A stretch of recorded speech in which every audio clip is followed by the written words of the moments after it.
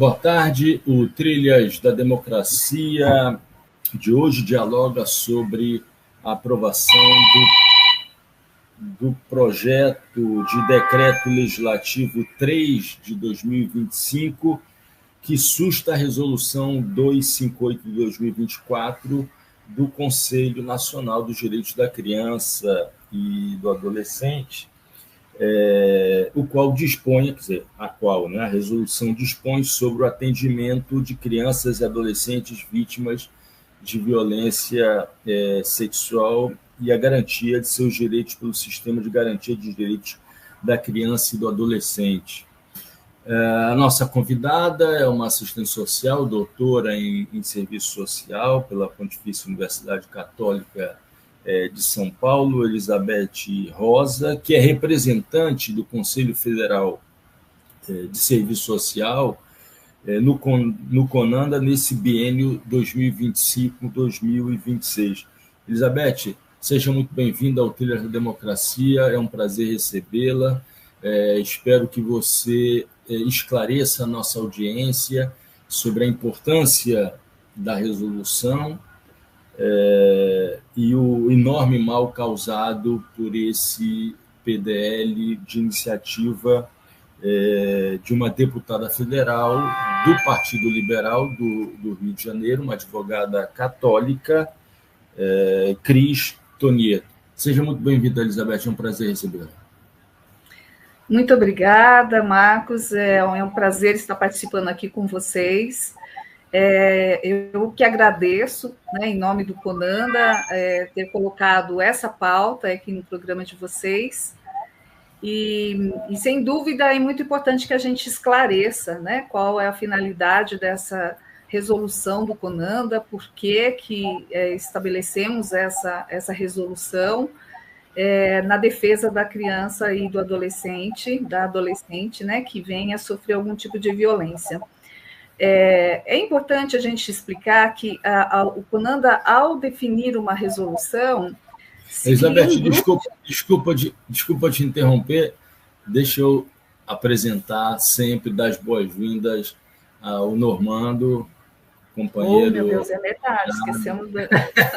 companheiro, camarada que toca o Trilhas da Democracia, essa bancada virtual, 2 vezes por semana, sempre aos sábados às 17 horas e aos domingos às 15 horas. Tudo bem, Normando? Tudo bem, Marco? Estamos aí em mais uma edição. Muito bem-vinda, Elizabeth.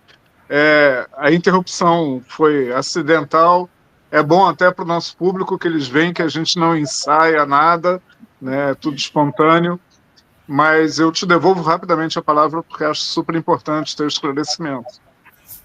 Elizabeth, eu acho que você já estava respondendo a pergunta, mas deixa eu só formalizar. Eu queria que você dissesse qual é a importância dessa resolução que foi publicada no Diário Oficial no dia 23 de dezembro de 2024, que é a resolução 258 de 2024, e quais são os impactos negativos trazidos por esse PDL 3 de 2025 sobre a vida de crianças e adolescentes vítimas de violência sexual. Só para... esse PDL, como eu disse, susta a resolução de 258 de 2024, foi aprovada na Câmara dos Deputados por 317 a 111, é uma votação expressiva, e vai agora para o Senado Federal. Eu gostaria só de fazer a leitura da definição do artigo 1 da resolução do CONANDA, e depois o primeiro parágrafo do artigo 2º. Abro aspas. Definições gerais, artigo 1º. Essa resolução dispõe sobre o atendimento de crianças e adolescentes vítimas de violência sexual e a garantia de seus direitos pelo Sistema de Garantia de Direitos da Criança e do Adolescente. Primeiro parágrafo do artigo 2º, são vários parágrafos. Para os fins dessa resolução, considera-se interrupção legal da gestação a internação voluntária da gestação nos casos, a interrupção voluntária da gestação nos casos previstos em lei, né?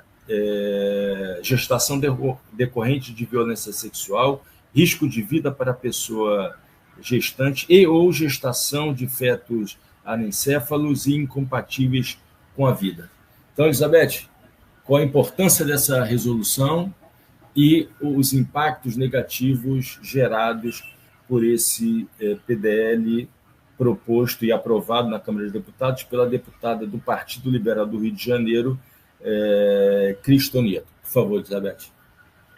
Marcos, o primeiro esclarecimento é que a resolução ainda está em vigor, né? Porque a gente tem ainda as outras etapas. Então, essa resolução 258 do CONANDA, que ainda está em vigor, e o desejo é que ela permaneça em vigor pela proteção à criança e adolescente. Então, é muito importante que a gente entenda que isso que você acabou de ler, quais são as situações que está garantido na lei, né, essa interrupção da gestação, é uma lei de 1940. Né? Então, a normativa, né, essa resolução do CONANDA vem para criar um fluxo de atendimento, criar uma orientação aos diversos municípios e a rede que tem que atender essa criança, qual é esse fluxo do atendimento, porque o fato de ter uma lei, por vezes isso não chega na ponta, não chega a quem deve estar chegando. Então, criar uma normativa, né, a quem deve criar, que é o próprio CONANDA, é uma forma de chegar a isso, o que a gente chama de Sistema de Garantia dos Direitos da Criança e Adolescente, que são todas as instituições, né, de proteção, de defesa, em torno dos direitos da criança e adolescente.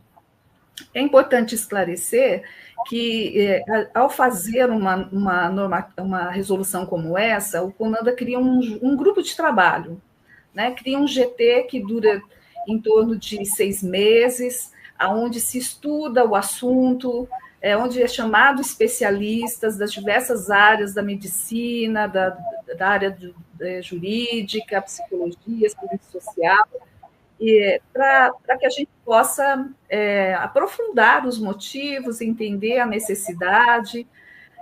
Então, não é algo que se faz de um dia para a noite, é algo pensado, analisado, né, refletido, escrito com cuidado, né, para que isso seja aí o que a gente chama de uma norma infralegal. Ela não é uma lei, mas ela tem uma força de lei, né, as normativas do CONANDA, né, que é o nosso Conselho Nacional de Direito da Criança e Adolescente. E aí, um dos dados que eu queria estar mostrando aqui, falando para vocês, é que quando foi 2000, os dados que a gente teve como base para a elaboração dessa resolução foi o Anuário Brasileiro de Segurança Pública de 2000, dos dados de 2023. E eu trouxe aqui para apresentar para vocês os dados também agora atualizados referente a 2024. Então, veja só, a gente tem ali um número de 88% de mulheres em 2023, de mulheres que foram vítimas de estupro, predominantemente mulheres e meninas. Desses 88%, 61% é de meninas até 13 anos. Começa ali, né? É assustador a gente ver essa porcentagem que, os dados de 2024, houve um aumento, né? A gente tem aí 87 mil ocorrências, né? 87.587 ocorrências de estupro, sendo que 76% menores de 14 anos. Então, é algo muito assustador em saber, ainda tem aqui destrinchado isso, 10% das vítimas têm entre 0 a 4 anos, pensa isso. Meninas de 0 a 4 anos, né, para a questão da violência sexual. 18% de 5 a 9 anos, 33% de 10 a 13 anos. E dessa porcentagem, né, os dados de 2024, 56% das vítimas eram meninas negras. Então, e o mais assustador é que 66% dos casos acontece dentro do lar. né? Quem comete essa violência são pessoas conhecidas, são familiares das meninas. Então, por isso que é um tema muito delicado, é um tema que realmente rebate na família, né? Então, é algo que mais... são dois temas difíceis, né?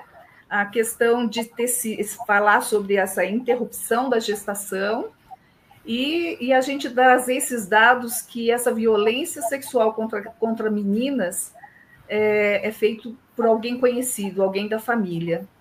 Então, essas crianças e adolescentes precisam de ter um atendimento, ela precisa saber do seu direito, né? Então, por isso que foi feita essa resolução do CONANDA para garantir esses direitos para as crianças e adolescentes. Elizabeth, eu fico pensando, não está em vigor, que precisa chegar ao Senado, precisa da aprovação do... Não está suspenso ainda, né? Mas a resolução está em vigor. O impacto que essa aprovação e a repercussão nos meios de comunicação sobre por exemplo, os assistentes sociais, os enfermeiros, enfermeiras, médicos, médicas que estão lá na ponta, né, no atendimento, no acolhimento, na recepção dessas crianças e adolescentes, né? Se isso já não afetaria, de alguma maneira, o dia a dia, o cotidiano dessa acolhida, desse recebimento. Mas vamos escutar Normando para a sua primeira participação. Por favor, Normando. Então, acho que é importante a gente refletir, né, sobre o significado que tem por trás, né? Existe no direito 2 momentos da luta pelo direito que são muito importantes, isso resgatando o ensinamento do mestre Márcio Túlio Viana, da UFMG, né, muito querido e autor de um clássico que é obrigatório para todos os operadores do direito, que é o direito de resistência, mas que define a luta pelo direito, e é uma luta de classe, é um episódio da luta de classe, como a luta para pôr o direito e a luta pelo direito posto. O que significa isso na prática? O Código Penal, em 1940, previu essas possibilidades de aborto, né? São as possibilidades de aborto legal. Mas desde 1940, e já são, né, 80 anos, 85 anos, né, há uma disputa para tirar isso do papel e pôr na prática, a luta pelo direito posto.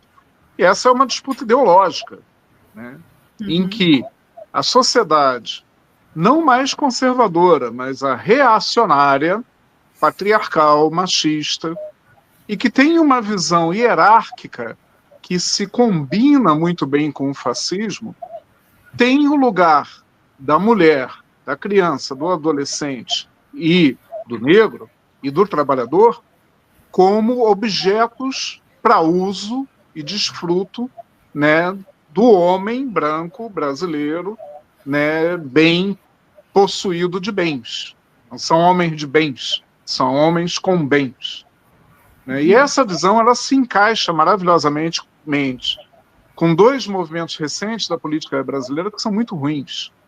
O primeiro, o fascismo ascendente desde o golpe contra Dilma e que chega ao Planalto em 2019, né? E o outro é o neopentecostalismo, que é grave na nossa sociedade, que pretende transformar o Brasil numa teocracia e, aos poucos, o está conseguindo, né? A Câmara de Vereadores de Florianópolis acaba de colocar a Bíblia como livro didático oficial da cidade, né? Certamente, eu gostaria de fazer essa pergunta aos autores da proposição, certamente eles devem estar incluindo aquelas passagens do Velho Testamento que são puro sexo, drogas e rock and roll. E, paralelo a isso, a Câmara dos Deputados tem um projeto que conta com um grande rol de assinantes para fixar qual é a versão oficial da Bíblia no Brasil. Né? São vários movimentos, né, nesse sentido, combinados com a ascensão do fascismo, e que desmontam a República Brasileira em seus fundamentos, e não estão sendo, me parece, combatidos devidamente. E esse episódio agora ele é eivado de intervenção religiosa, né? Eu queria até que Elizabeth se pronunciasse sobre isso, porque me parece que tem uma presença forte dessas entidades neopentecostais dentro do próprio Conselho.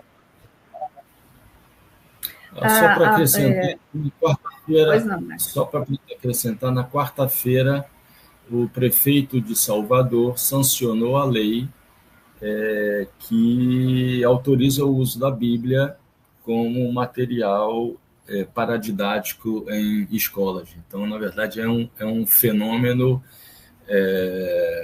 na verdade não é um fenômeno, é um processo muito bem organizado, muito bem elaborado, que ruma nessa direção de transformação do espaço das escolas, que é fundamental, e das escolas públicas ainda mais, porque lida com as parcelas mais subalternizadas da nossa sociedade, quer dizer, um processo que mira a confessionalização, né?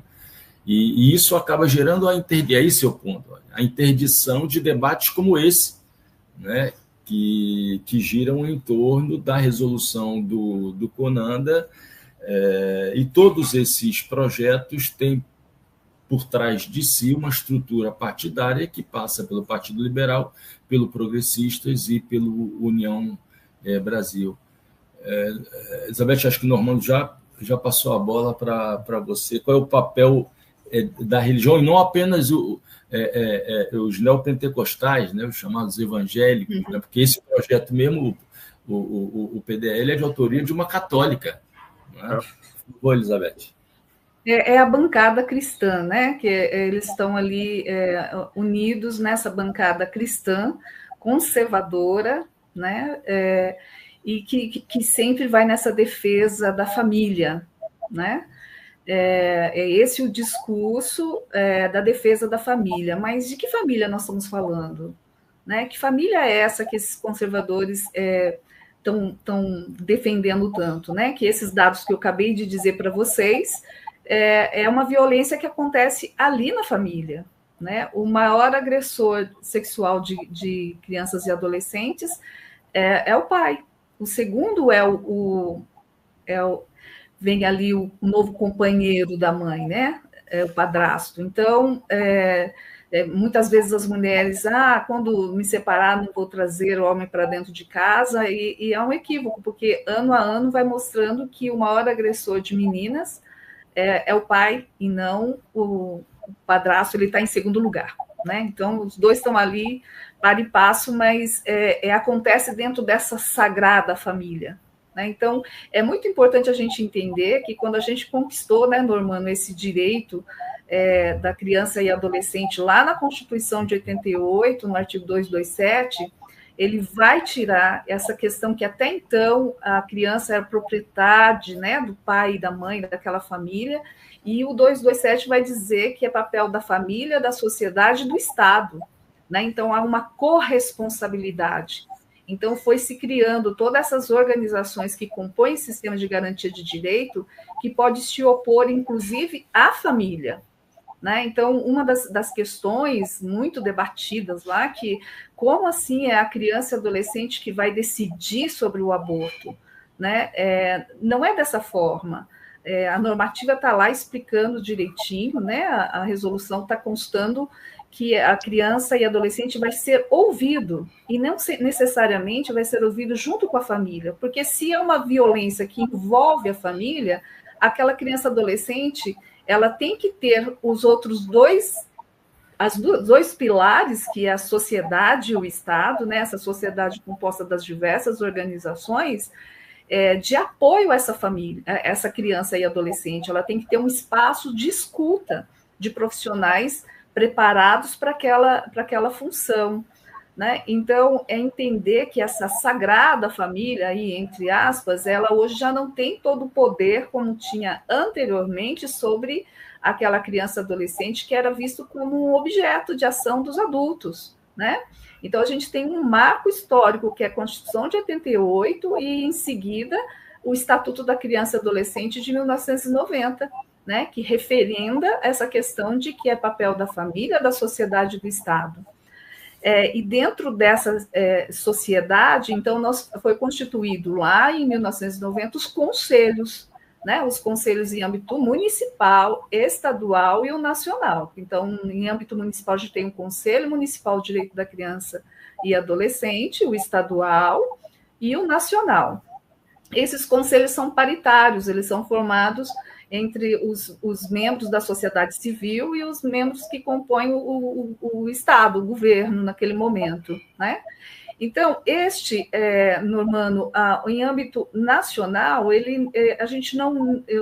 lá e a gente vê que os representantes da sociedade civil são organizações que são escolhidas ali dentro de um fórum nacional que existe antes do Estatuto, né? Foi, afinal, esse grande movimento da sociedade civil que fez com que garantisse esse 227 na Constituição, e ali a gente já tem ali uma seleção das organizações que realmente têm um compromisso com o direito da criança e adolescente.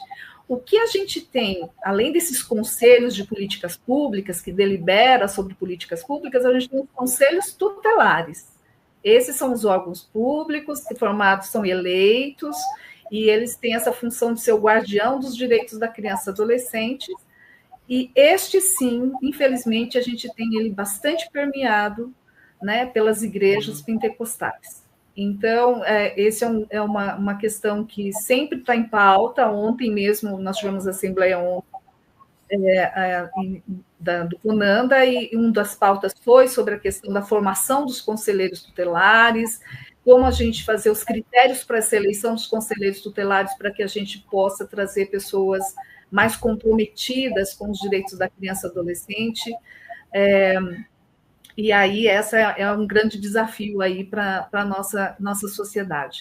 Mas, voltando à questão do conservadorismo, foi exatamente essa bancada, né, que é chamada bancada cristã, que reúne o catolicismo, sim, e as igrejas pentecostais, e que eles trazem essas pautas, né? Essa normativa, essa resolução do CONANDA é uma das resoluções que está sofrendo os PDLs, né? Só para vocês terem uma ideia, esse PDL número 2, número 3, foi um dos PDLs que chegou ali né, para ser discutido, mas quando a resolução foi publicada, nós temos aqui, teve esse PDL 03 da Câmara, né, que é da Cris aí, Tonielo,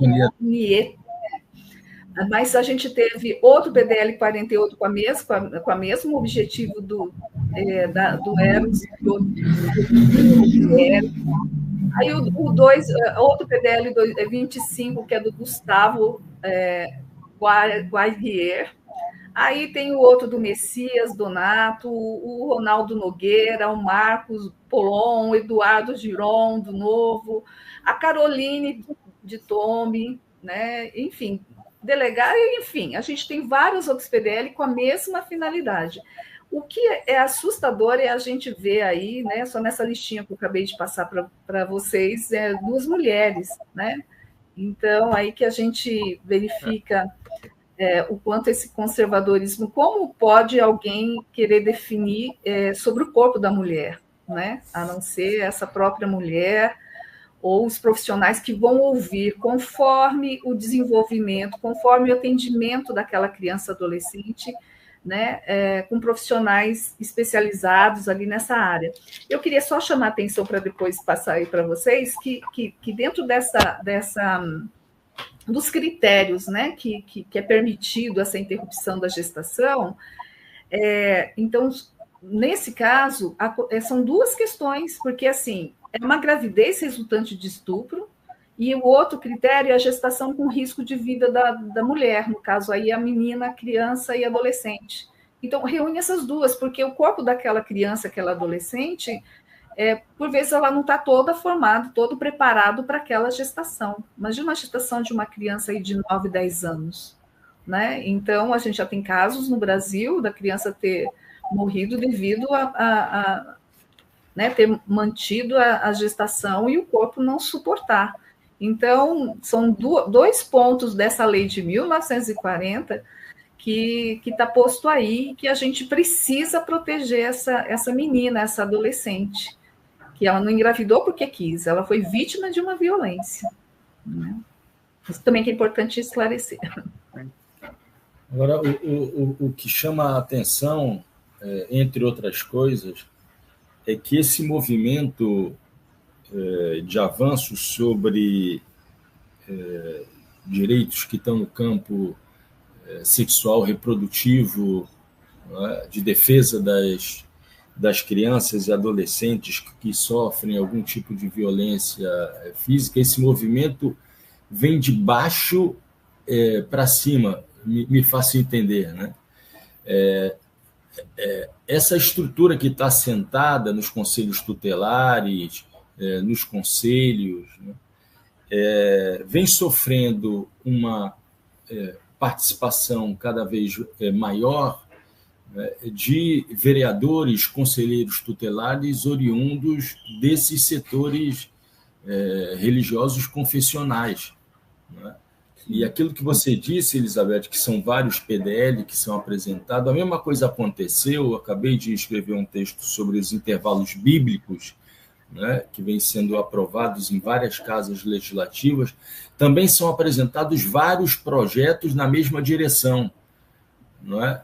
E, no final das contas, ou é aprovado o próprio projeto de um intervalo bíblico, ou então alguma alternativa mais suave, mas que, no fim das contas, faz com que esse espaço, que deveria ser um espaço cultural do intervalo, por exemplo, vai ser ocupado, vai ser aceitado, vai ser permitido como tendo uma prática religiosa, uma reunião para fins religiosos. Né?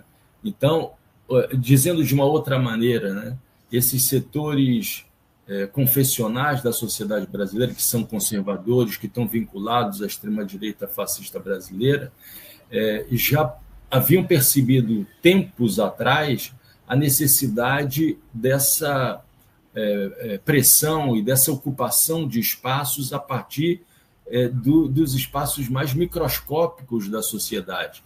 Né? E isso não era imaginado há 20, 25 anos atrás. Normando, por favor. Pegando daí, né, existem até textos do bem falecido e nada saudoso Olavo de Carvalho pregando, né, uma revolução gramsciana por dentro, né, do reacionarismo, né, exatamente nesse sentido.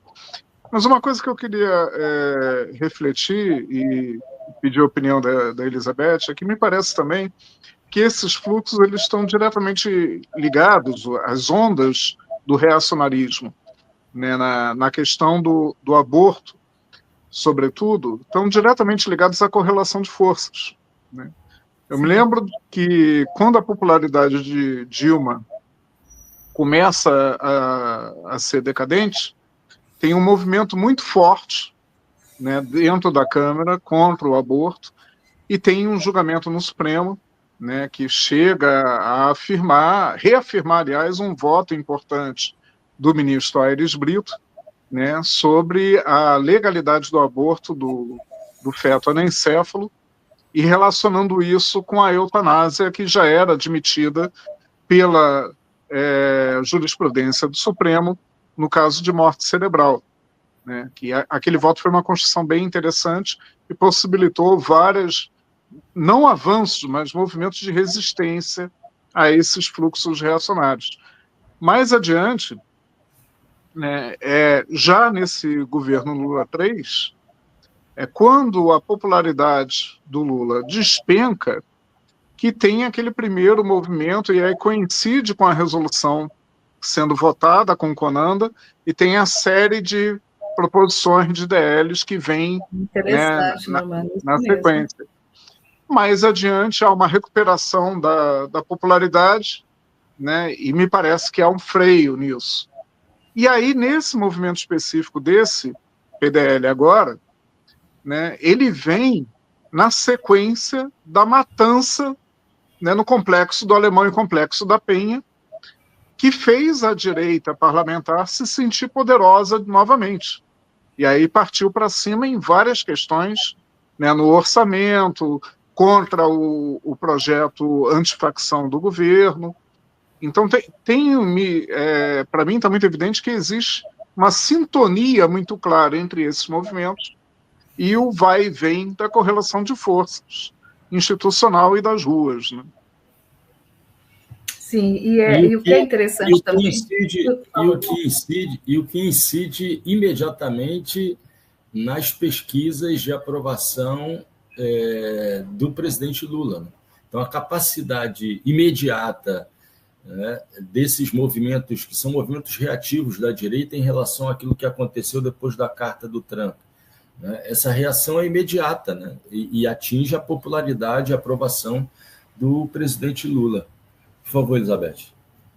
Não, que é interessante também que estava para colocar na pauta urgência, a gente vai acompanhando isso, né? A gente tem alguém que vai assessorando isso.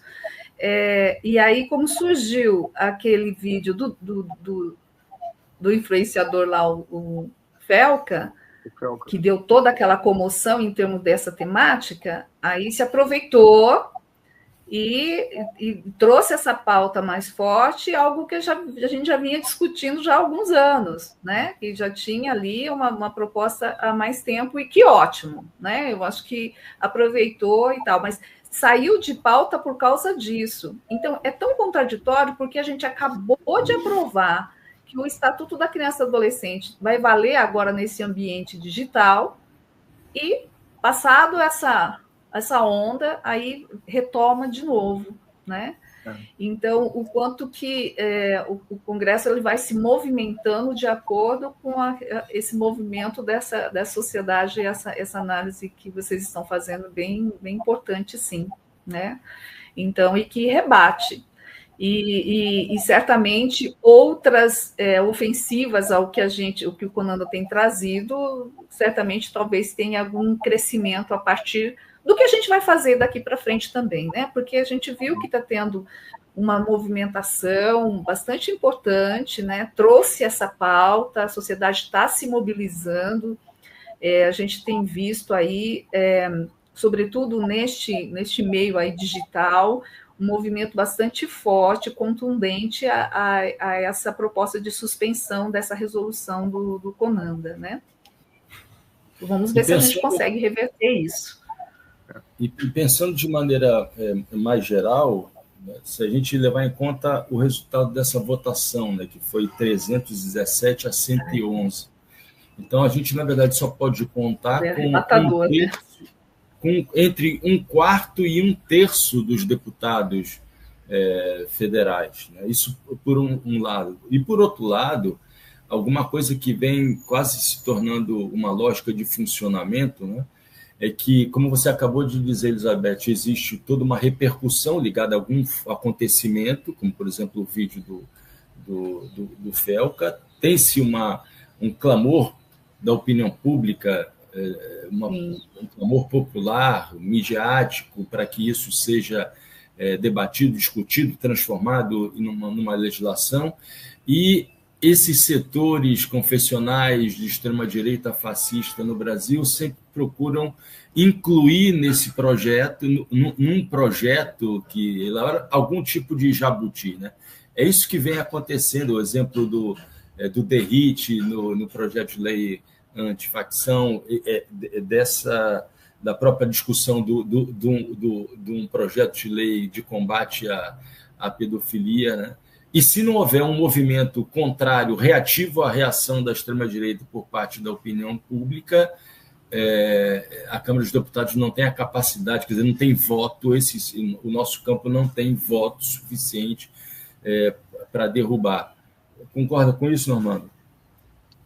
Não, e como um agravante, não só concordo, como tem uma preocupação formal, que é o fato de, nessa e em outras recentes votações contra o governo Lula, uma delas pouco antes das manifestações do 11 de setembro, a oposição tinha quórum suficiente até para a emenda constitucional, o que faz com que a gente se preocupe com a possibilidade, Elizabeth, de, eventualmente, até os dispositivos constitucionais de proteção à criança e ao adolescente serem revistos para pior, né, por intervenção, por uma PEC que a gente vai ter que argumentar, que viola preceitos fundamentais, ou seja, que fere cláusulas pétreas de igualdade, sim, de cidadania, né, direitos humanos fundamentais, mas que vai dar pano para manga.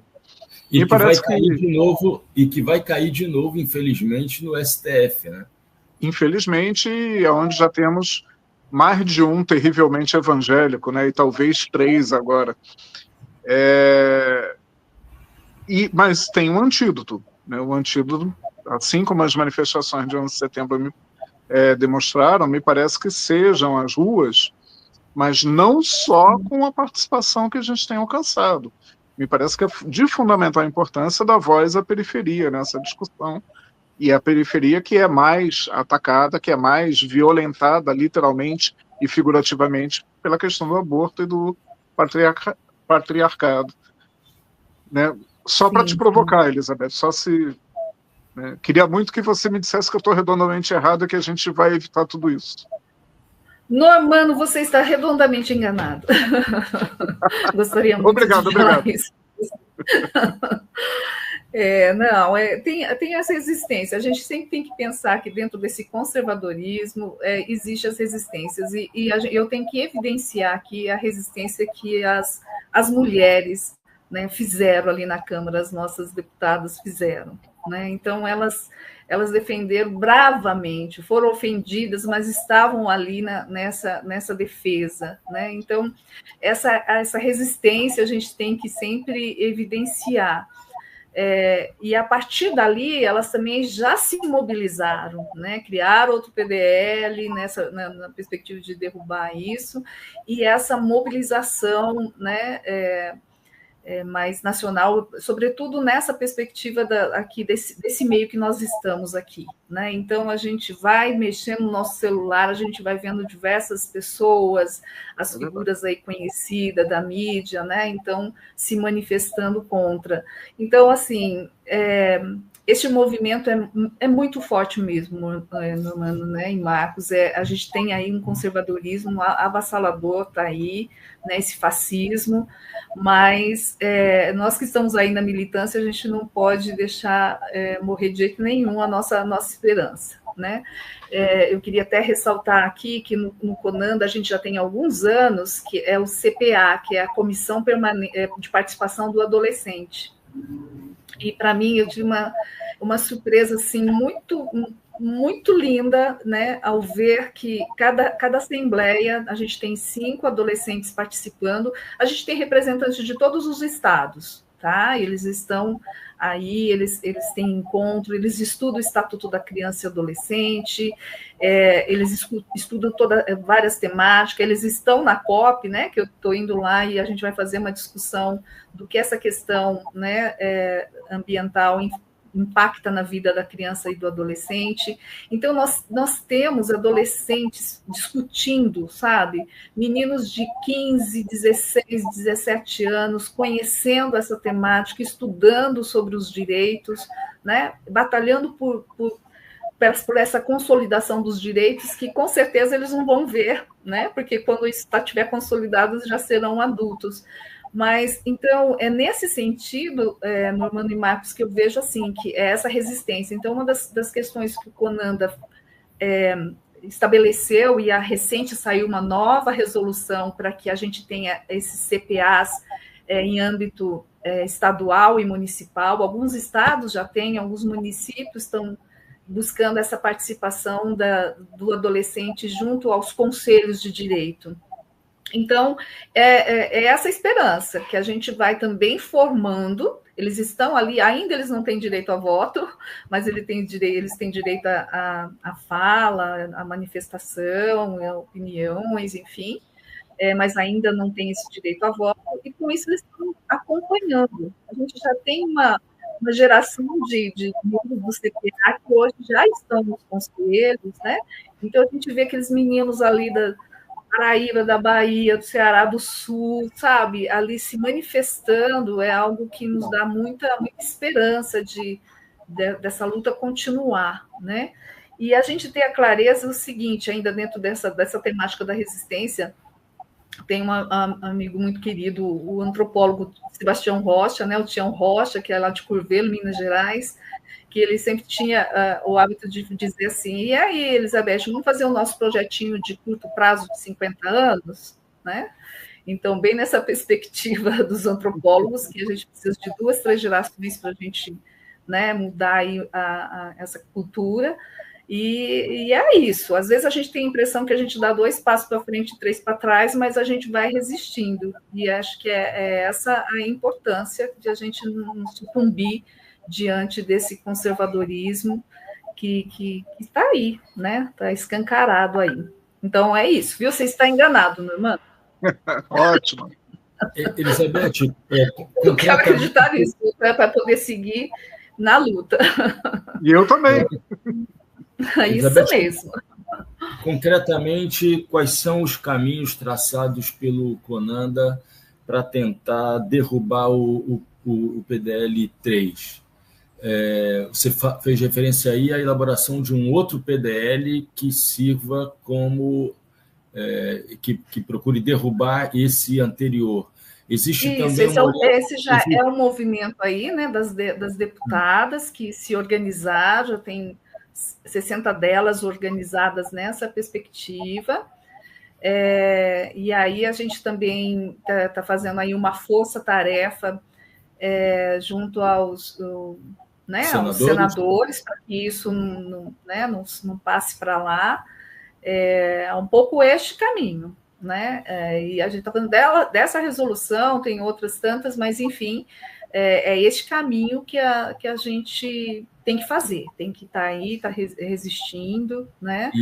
Já estamos fazendo aí comissões para estar conversando com assessorias dos senadores, né? Essa semana mesmo já fomos articular nesse sentido, que é para a gente poder sustentar aí essa resolução, que é bastante importante. E jornadas de mobilização estão sendo organizadas, outras jornadas de mobilização? Sim, como existe o Conselho Nacional e o Nacional, os estaduais, né? Então, e também a gente tem realizado, né, por intermédio do Conanda, as jornadas que acontecem em cada estado. Por exemplo, essa semana que vem acontece aqui na cidade de São Paulo. Então, isso é trazido como um assunto também a ser debatido. Nós estamos num momento também de revisão do Plano Nacional de Enfrentamento à Violência Sexual contra Criança e Adolescente, né? Então, está contratado lá a Universidade do Rio Grande do Norte, que tem promovido diversas escutas em âmbito nacional, né, com toda a estrutura em todos os estados, e tem acontecido os encontros estaduais. Então, essa também, a gente já... né, essa temática tem que ser trazida dentro desses encontros em âmbito estadual, que depois vai acontecer o nacional, né? Então, o Conanda vai tá fazendo revisões de alguns planos, esse plano de enfrentamento à violência sexual, o de convivência familiar e comunitário, o plano do SINASE, que é o Sistema Nacional de Socioeducativo. Então, a gente aproveita esses momentos onde a gente está reunido com as pessoas nos seus diversos estados para trazer também, para ir criando esse caldo aí e fazer com que essas pessoas pressionem os seus candidatos e tal, para ver se a gente reverte essa situação. Elizabeth, a gente está entrando aqui no quarto final, faltam 15 minutos para a gente encerrar o programa, e eu queria te ouvir a respeito de uma questão que está diretamente vinculada a essa que a gente está discutindo, que são os recursos ideológicos utilizados por essa bancada cristã, por essa extrema-direita bolsonarista, fascista, que é o recurso à denúncia da ideologia de gênero, à defesa da vida, etc. Como é que a nossa audiência, o que você falaria para a nossa audiência para se contrapor a esse discurso que é ouvido, que é falado, né, dentro dos ônibus, dentro dos ambientes de trabalho, ou seja, no dia a dia da vida das pessoas? Como reagir de maneira didática a esses discursos que procuram denunciar a ideologia de gênero e também em defesa da vida contra abortistas, supostos abortistas, evidentemente? Sim, esclarecimento, informação, né? Respeito. Então, eu acho que na medida que a gente vai trazendo dados, esclarecimento do que né? Que se trata de corpos de pessoas, né? De uma orientação biológica, né? Cultural. Eu acho que o que é necessário é cada vez mais a gente trazer as informações, né? Programas assim como o de vocês, o quanto é importante nesse canal aqui, nesse meio, trazer outros debates, trazer os adolescentes, né? Eu acabei de falar do CPA, trazer o adolescente falando com o próprio adolescente. Isso é muito, muito importante para que a gente vá contrapondo a essa onda de que, sabe, está tudo perdido, que a gente tem que ter uma normativa que vem de cima, que vai declarar o que a gente tem que fazer com os nossos corpos, com as nossas escolhas, né? No mundo onde a gente está tendo tantas escolhas, e está sendo reprimido escolhas que são de cunho pessoal, né? Então, eu acho que isso é importante, a gente trazer essa pauta e, sobretudo, com pessoas que possam falar com aquela população específica. Então, nós temos que ir para de novo, ouvir essa população, a gente tem que estar mais próximo das comunidades, estar mais lá na ponta, com uma conversa que a gente possa falar de mulher para mulher, de adolescente para adolescente, né? De homem para homem, né? Então, eu acho que é tão importante essa discussão que a gente tem enfatizado tanto do quanto que os homens hoje têm que conversar entre eles, papo de homem, sabe? De que essa sociabilidade machista, né? Todo fundamentado no patriarcado, nenhum homem nasce agressor de mulher, né? De menina e de adolescente, nenhum homem, ele se forma nesta sociedade. Então, quando um menino, um homem, um moço, ele tem a oportunidade de olhar sobre essa sociabilidade que ele foi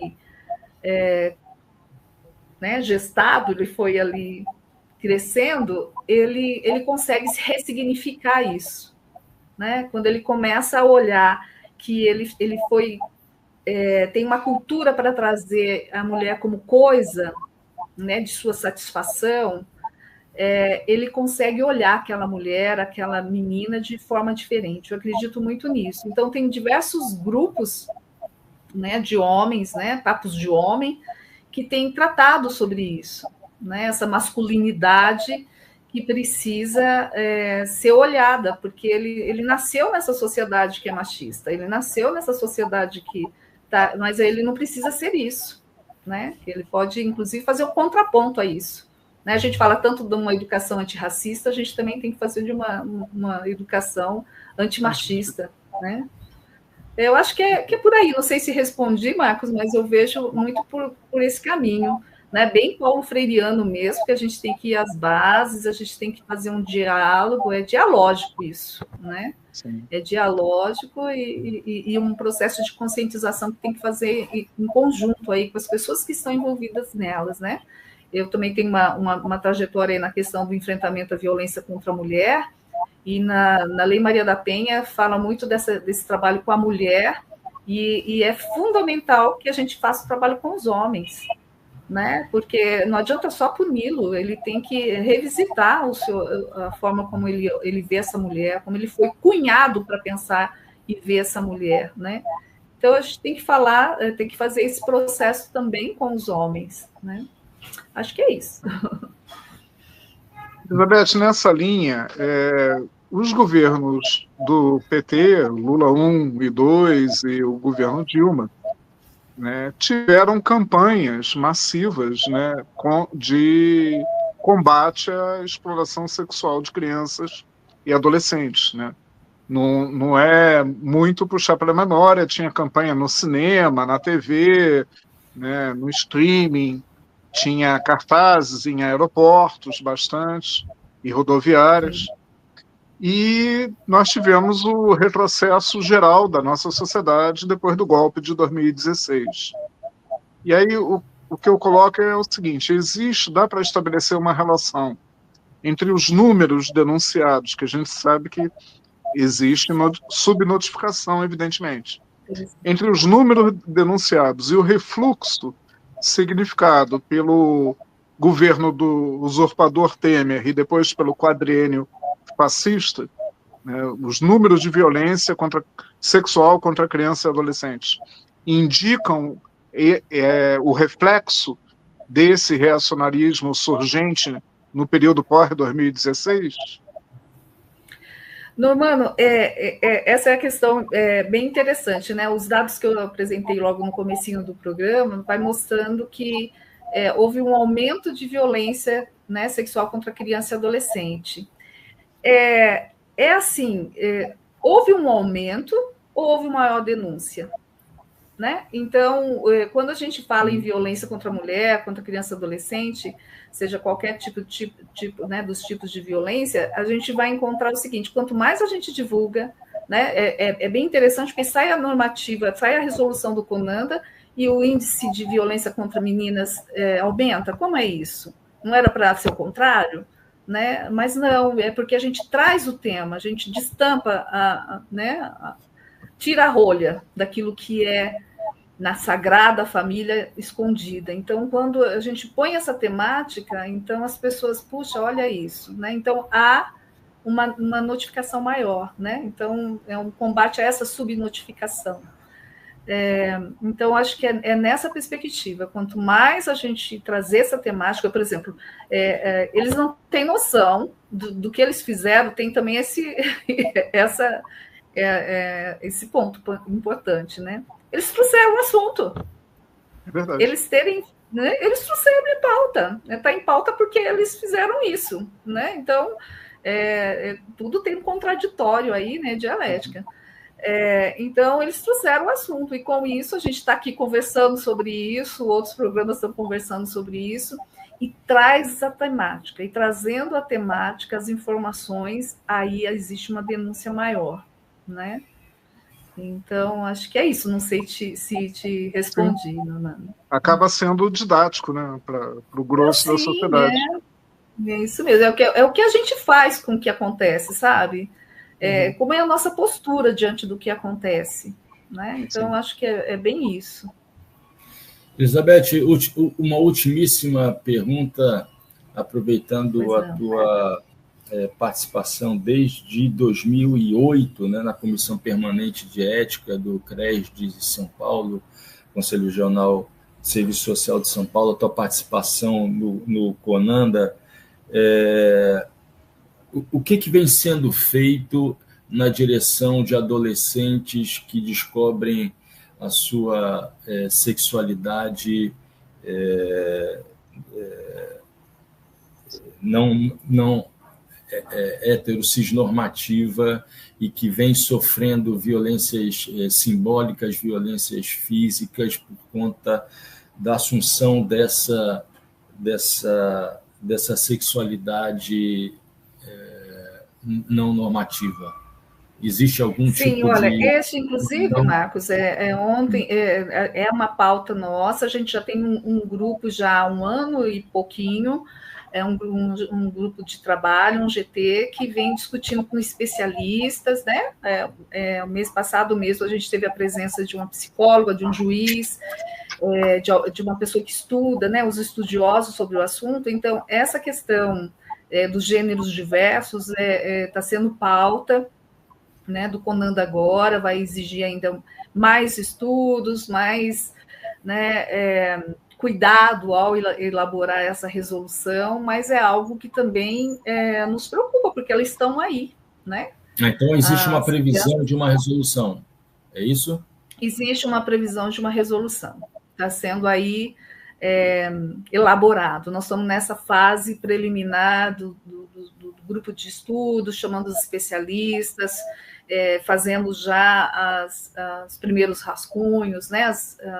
Já elaborando, estamos rascunhando aí essa nova resolução e com certeza, né, vai causar de novo várias situações, mas a gente costuma dizer no CONANDA que não são assuntos polêmicos, né?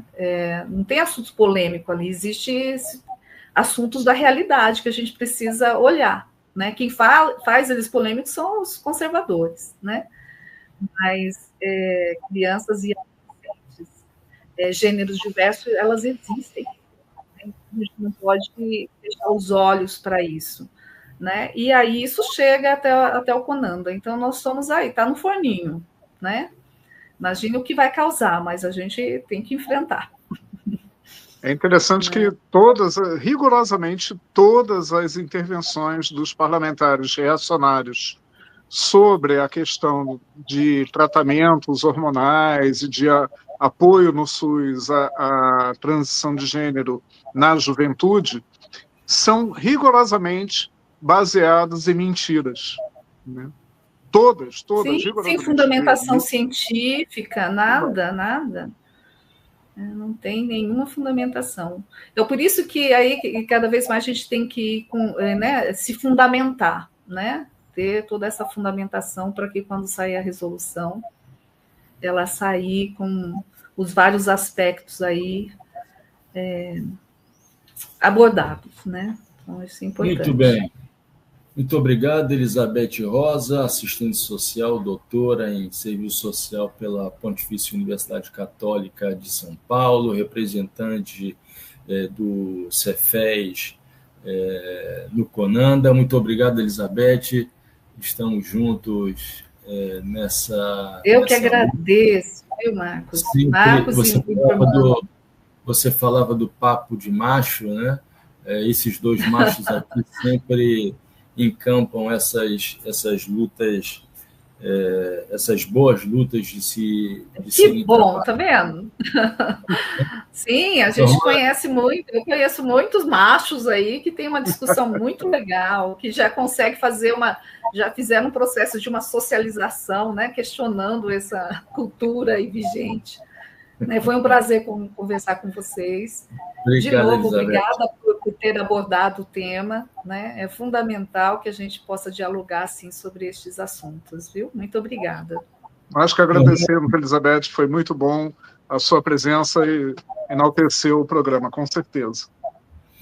Um abraço, Normando. Não percam amanhã, às 15 horas, um programa da série Não Se Pode Esquecer, um programa sobre o genocídio bolsonarista da Covid-19.